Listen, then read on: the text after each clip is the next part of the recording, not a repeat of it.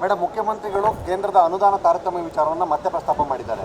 Jal Jeevan mission ಸೇರಿದಂತೆ ಅನೇಕ ಯೋಜನೆಗಳಿಗೆ ಸರಿಯಾದ ದುಡ್ಡನ್ನು ಕೊಡ್ತಾ ಇಲ್ಲ. ನಿಮ್ಗೆ ಶಕ್ತಿ ಇದ್ರೆ, ನಾನು ನನ್ನ ಕ್ಷೇತ್ರದ ಹೇಳ್ತಾ ಇದ್ದೀನಿ, ಬೆಂಗಳೂರು ಉತ್ತರದ್ದು ಜಲ್ ಜೀವನ್ ಮಿಷನ್ ಇಂಪ್ಲಿಮೆಂಟ್ ಮಾಡುವಂತ ಏಜೆನ್ಸಿ ರಾಜ್ಯ ಸರ್ಕಾರ.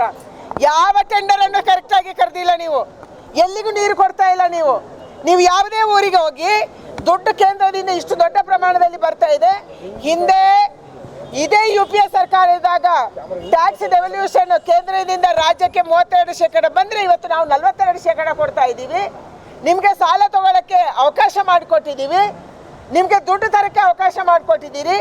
ನಾವು ಕೊಟ್ಟಂಥ ದುಡ್ಡನ್ನು ನೀವು ಫ್ರೀ ಬೀಸಿಗೆ ಕೊಡ್ತಾ ಇದ್ದೀರಿ, ಗ್ಯಾರಂಟಿಗಳಿಗೆ ಕೊಡ್ತಾ ಇದ್ದೀರಿ. ಅಭಿವೃದ್ಧಿ ಕೆಲಸ ಎಲ್ಲಿದೆ?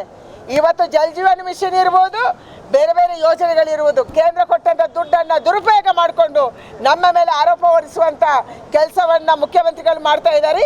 ನಿಮಗೆ ಸರ್ಕಾರ ಮಾಡಲಿಕ್ಕೆ ತಾಕತ್ತಿಲ್ಲ ಅಂದರೆ, ಯಾವುದಕ್ಕೂ ನಿಮ್ಮ ಹತ್ರ ದುಡ್ಡು ಇಲ್ಲ ಅಂದರೆ ಯಾಕೆ ಆ ಕುರ್ಚಿಯಲ್ಲಿದ್ದೀರಿ?